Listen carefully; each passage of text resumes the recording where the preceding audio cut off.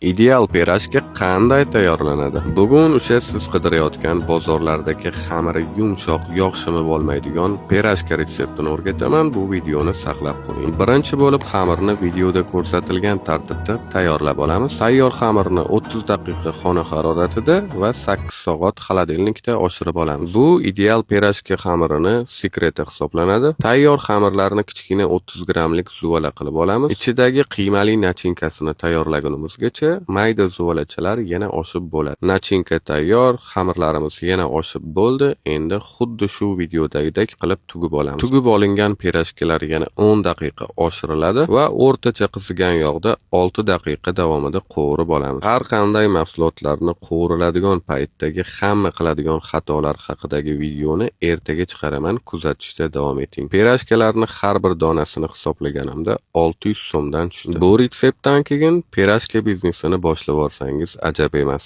Hammaga rahmat, yoqimli ishtaha.